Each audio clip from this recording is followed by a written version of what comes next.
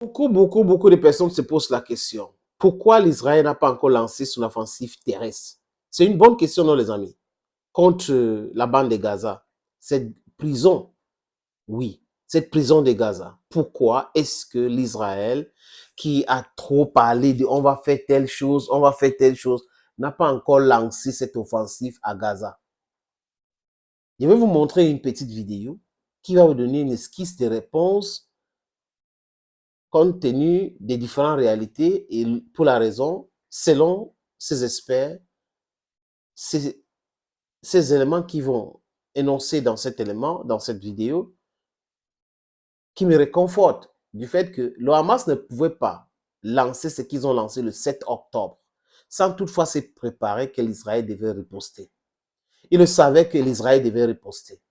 Donc, ça veut dire qu'ils se sont préparés en conséquence. Pour ceux qui remarquent aujourd'hui, le Hamas ne tire plus les missiles. Le djihad extrémiste ne tire plus les missiles.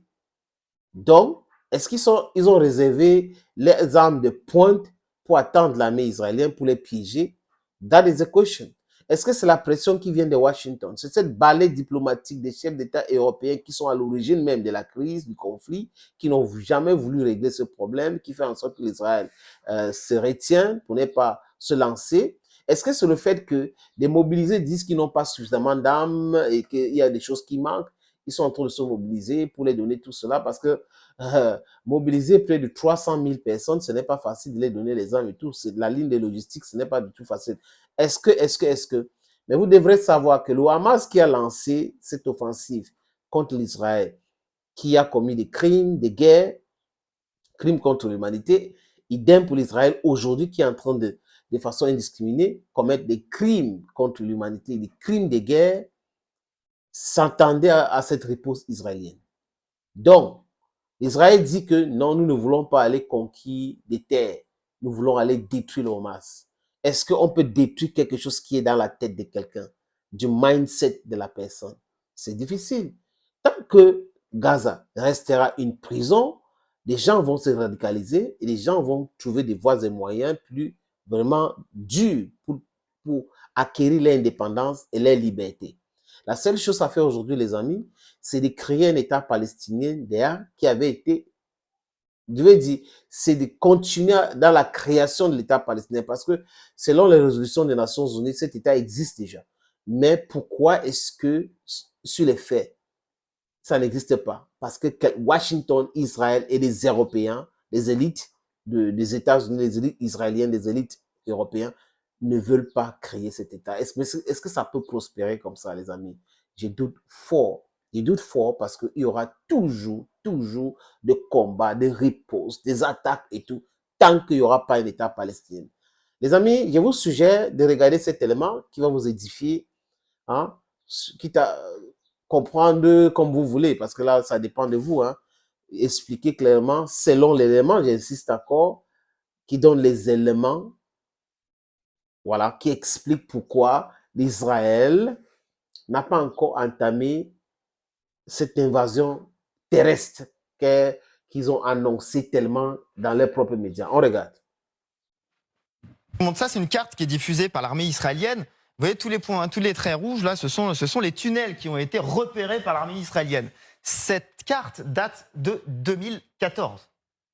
Cartographie donc de la dernière intervention. C'est il y a 9 ans. Imaginez en 9 ans ce qui a pu être développé du côté des tunnels et du réseau souterrain du Hamas. Donc ça, c'est le premier point d'interrogation. Dans quelle mesure Israël a été capable de cartographier et le nombre d'étages aussi qui est un paramètre. Deuxième question, combien de munitions possède encore le Hamas à l'heure où l'on se parle, alors qu'on a vu, ils ont cessé de tirer des roquettes depuis la bande de Gaza. L'ISW dit ceci: le Hamas a commencé à réduire son rythme d'attaque dans la bande de Gaza depuis le 12 octobre pour conserver ses munitions et le djihad islamique est en train de suivre cette approche. Donc, potentiellement, combien de munitions attendent les Israéliens? Ça, c'est l'autre question. Et il y a encore une autre question qui en découle, c'est est-ce qu'on va avoir que les roquettes que l'on connaît? Est-ce qu'on va pas au-devant de, entre guillemets, surprise? C'est cette enquête aujourd'hui du Washington Post qui parle effectivement des experts qui s'inquiètent de potentielles armes surprises du Hamas. Ce qui est mentionné, alors l'expert en question de l'International Institute for Strategic Studies dit il est assez probable que le Hamas détienne des capacités que nous n'avons pas encore vues, mais que nous pourrions découvrir plus tard, sous-entendu réservés pour l'offensive israélienne.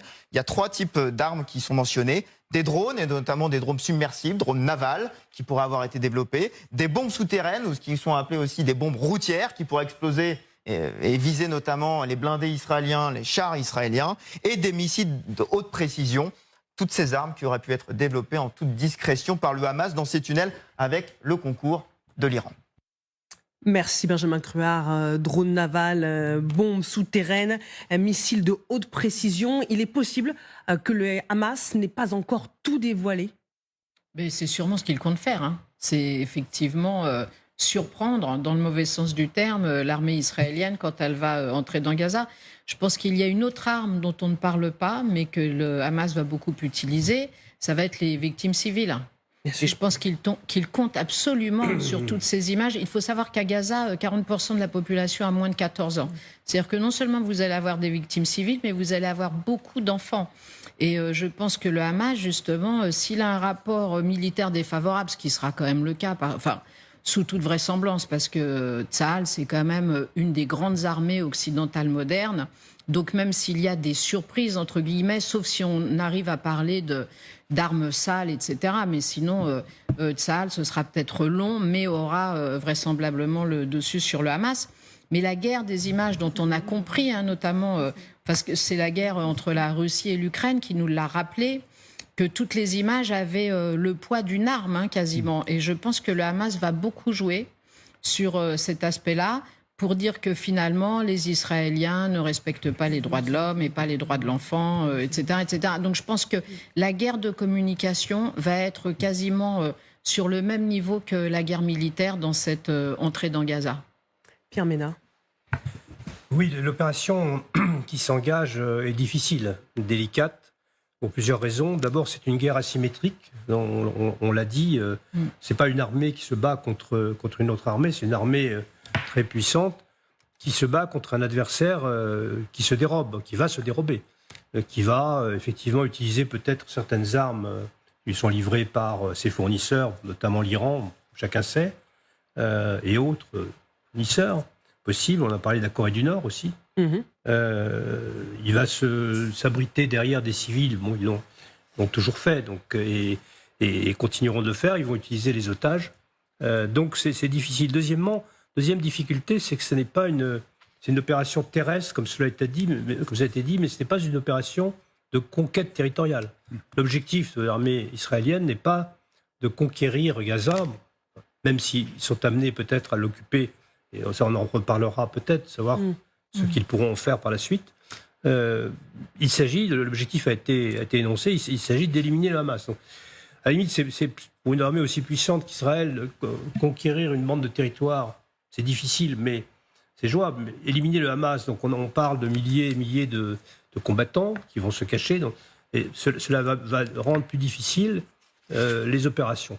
Et puis, troisième aspect du problème, c'est que, cela a été rappelé, cette guerre n'est pas une initiative d'Israël.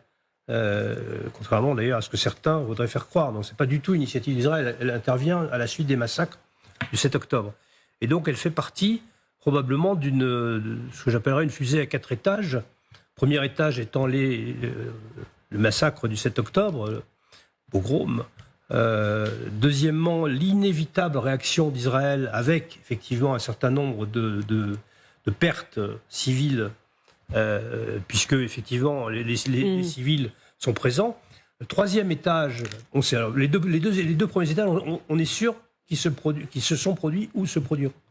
Le troisième étage, donc c'est l'embrasement régional avec le Hezbollah, avec ça, on va y revenir. On va y revenir. Et le quatrième étage, ce serait l'implication encore plus vaste de puissance. Donc cela montre qu'Israël doit inscrire son action dans le cadre d'un environnement qui est compliqué et qui est complexe, ce qui rend plus difficile encore l'opération.